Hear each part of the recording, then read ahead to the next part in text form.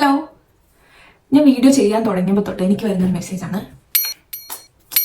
ഇങ്ങനെ കുറേ മെസ്സേജുകൾ വരുന്നുണ്ട്, എങ്ങനെയാണ് മുടി കെയർ ചെയ്യുന്നതെന്ന് ചോദിച്ചുകൊണ്ട്. അപ്പോൾ അതിനെക്കുറിച്ച് എനിക്ക് കുറച്ച് കാര്യങ്ങൾ നിങ്ങൾക്ക് പറഞ്ഞുതരാൻ തോന്നി. അതിനാണ് ഞാൻ ഈ വീഡിയോ ചെയ്യുന്നത്. അപ്പോൾ എല്ലാവർക്കും എൻ്റെ യൂട്യൂബ് ചാനലിലേക്ക് സ്വാഗതം. ചാനൽ ഇതുവരെ സബ്സ്ക്രൈബ് ചെയ്യാത്തവരാണെങ്കിൽ ചാനൽ സബ്സ്ക്രൈബ് ചെയ്യുക. അപ്പോൾ വീഡിയോ ഇഷ്ടപ്പെട്ടിട്ടുണ്ടെങ്കിൽ ലൈക്ക് ചെയ്യാൻ, ഷെയർ ചെയ്യാൻ, സബ്സ്ക്രൈബ് ചെയ്ത് ലാസ്റ്റ് രണ്ടായിരമാണ് ഞാൻ ആദ്യം ഒന്നും കൂടെ പറയണം. ഓക്കെ, നമുക്ക് വീഡിയോയിലേക്ക് കിടക്കാം.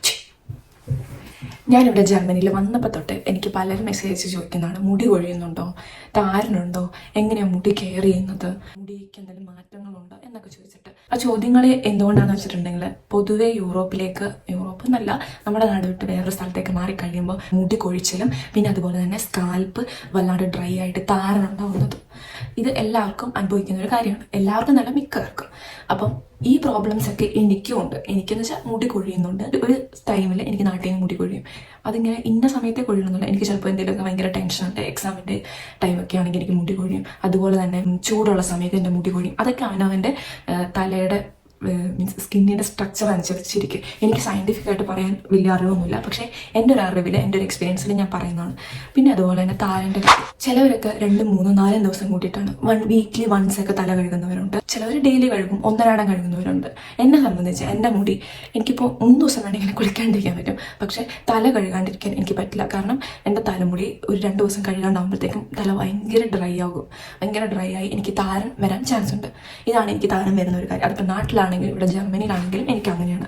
അതുകൊണ്ട് പരമാവധി ഞാൻ ഷാമ്പൂ ഒന്നും ഇട്ടില്ല, എണ്ണയൊന്നും ഇട്ടില്ലെങ്കിൽ കൂടി ഞാൻ തലയൊന്ന് കഴുകും. അതെനിക്കൊരു ഭയങ്കര സമാധാനമാണ്. നിങ്ങളെല്ലാവരും ശ്രദ്ധിക്കേണ്ട ഒരു കാര്യം എന്ന് വെച്ചിട്ടുണ്ടെങ്കിൽ, നിങ്ങളിപ്പോൾ വീക്ക്ലി വൺസ് തല കഴുകുകയാണെങ്കിലും ഡെയിലി തല കഴുകുകയാണെങ്കിലും തലമുടി എപ്പോഴും സ്കാൽപ്പ്, മുടി ഉണങ്ങുന്നതിനേക്കാട്ടിലും കൂടുതൽ ഇമ്പോർട്ടൻസ് ആണ് സ്കാൽപ്പ് എപ്പോഴും ഡ്രൈ ആയിരിക്കണം. ഡ്രൈ എന്ന് വെച്ചാൽ ഭയങ്കര ഡ്രൈ, ആ ഡ്രൈ അല്ല ഞാൻ ഉദ്ദേശിക്കുന്നത്. ഈ വെള്ളം നനഞ്ഞ പോലെ ഇരിക്കാൻ പാടില്ല, എപ്പോഴും ഉണങ്ങി നല്ല വൃത്തിയിൽ സൂക്ഷിക്കാൻ ശ്രമിക്കുക.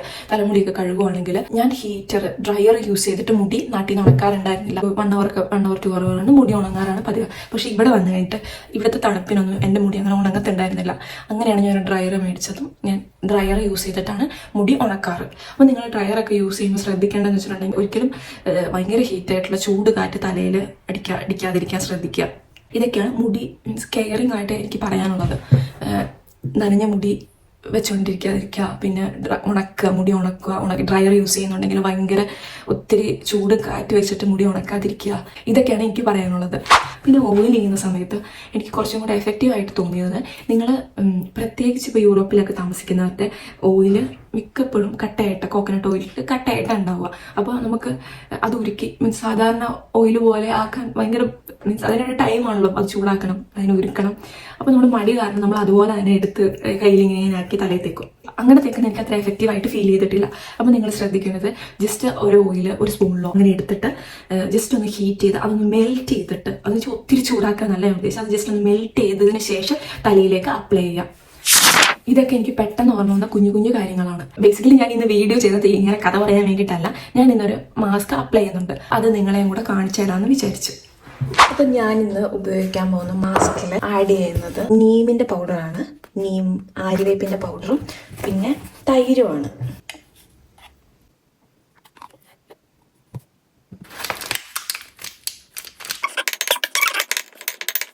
ആര്യവേപ്പ് നമ്മുടെ തലയിലെ സ്കാൽപ്പിന് ഒരുപാട് യൂസ്ഫുൾ ആണ്. നമുക്ക് താരനൊക്കെ ഉണ്ടെങ്കിൽ അത് മാറാൻ വേണ്ടിയിട്ട് നല്ല നാട്ടിൽ നിന്ന് യൂസ് ചെയ്യുന്നതാണ്. ഞാനിപ്പോൾ എൻ്റെ സ്കാൽപ്പിൽ ഫുള്ള് അപ്ലൈ ചെയ്തു. ഞാൻ തൈരിൻ്റെ കൂടെയാണ് എന്തെങ്കിലും മിക്സ് ചെയ്യുന്നതെങ്കിൽ ഒരിക്കലും ഞാനത് മുടിയിൽ അപ്ലൈ ചെയ്യാറില്ല. തൈര് ഒരിക്കലും മുടിയിൽ അപ്ലൈ ചെയ്യുന്നതുകൊണ്ട് തെറ്റൊന്നുമില്ല, പക്ഷേ എൻ്റെ മുടിയിൽ ഫുള്ളായിട്ട് ഞാൻ അപ്ലൈ ചെയ്യാറില്ല. കാരണം തൈര് അപ്ലൈ ചെയ്ത് കഴിയുമ്പോൾ എൻ്റെ മുടി കുറച്ചും കൂടെ ഡ്രൈ ആവും. അതുകൊണ്ട് മുടിയുടെ ലെങ്ത്തിൽ ഞാൻ അപ്ലൈ ചെയ്യാറില്ല തൈര്. ഇത് ഞാനിങ്ങനെ അപ്ലൈ ചെയ്തിട്ടുണ്ട്. ഓക്കെ, ഇങ്ങനെയുള്ള ചെറിയ ചെറിയ മാസ്ക് അപ്ലൈ ചെയ്യുകയാണെങ്കിൽ നിങ്ങളുടെ സ്കാൽപ്പ് നല്ല ഹെൽത്തി ആയിട്ടിരിക്കും. സ്കാൽപ്പ് ഹെൽത്തി ആകുമ്പോൾ ഓട്ടോമാറ്റിക്കലി നിങ്ങളുടെ ഹെയറും ഹെൽത്തി ആകും. പിന്നെ നിങ്ങൾ ശ്രദ്ധിക്കേണ്ടത്, ഇങ്ങനെ നിങ്ങൾ ഒരു മാസ്ക് അപ്ലൈ ചെയ്യുകയാണെങ്കിൽ അതിന് മുന്നേ കുറച്ച് ഓയിൽ ചെയ്യുന്നത് നല്ലതായിരിക്കും. ഓയിൽ ചെയ്യുന്നതിന് ശേഷം മാസ്ക് അപ്ലൈ ചെയ്യുക. മാസ്ക് അപ്ലൈ ചെയ്തിട്ട് ഒരു അരമണിക്കൂറൊക്കെ വെച്ചാൽ മതി. 1 മണിക്കൂർ 3/4 മണിക്കൂർ ആ ഒരു രീതിയിൽ. 1 മണിക്കൂറിൽ കൂടുതലൊന്നും തലയിൽ ഹെയർ മാസ്ക് വെച്ചുകൊണ്ടിരിക്കരുത്. ഒരു 3/4 മണിക്കൂറൊക്കെ വെച്ചിട്ട് 1 മണിക്കൂർ 3/4 മണിക്കൂർ വെച്ചിട്ട് സംഗതി കഴുകി കളയുമ്പോൾ എപ്പോഴും ഒരു മൈൽഡ് ആയിട്ടുള്ള ഒരു ഷാമ്പു യൂസ് ചെയ്തിട്ട് വേണം കഴുകി കളയാൻ വേണ്ടിയിട്ട്. പിന്നെ ശ്രദ്ധിക്കേണ്ട ഒരു കാര്യമാണ് ഷാമ്പു യൂസ് ചെയ്ത് കഴിഞ്ഞാൽ എപ്പോഴും ഒരു കണ്ടീഷണർ മസ്റ്റായിട്ട് അപ്ലൈ ചെയ്യാം. കാരണം എന്താ വെച്ചിട്ടുണ്ടെങ്കിൽ നമ്മൾ ഷാമ്പൂവിൻ്റെ പർപ്പസ് ക്ലീൻ ചെയ്യുക എന്നത് മാത്രമാണ്. കണ്ടീഷണർ യൂസ് ചെയ്ത് കഴിഞ്ഞാൽ മാത്രമാണ് മുടിയുടെ സ്ട്രക്ചറിന് ഒരു ഭംഗി ഉണ്ടാവുള്ളൂ, നമ്മുടെ മുടി മോയ്സ്ചറൈസ്ഡ് ആയിട്ട് ഇരിക്കത്തുള്ളൂ. അപ്പോൾ ഒരു കണ്ടീഷണർ അത് എനിക്കങ്ങനെ സജസ്റ്റ് ചെയ്ത്, അതായത് ഈ ഷാമ്പു നല്ലതാണ്, ഈ കണ്ടീഷണർ നല്ലതാണെന്നുണ്ടെങ്കിൽ എനിക്ക് റെക്കമെൻഡ് ചെയ്യാൻ ഭാഗത്തിന് ഒരു ബ്രാൻഡും ഇല്ല.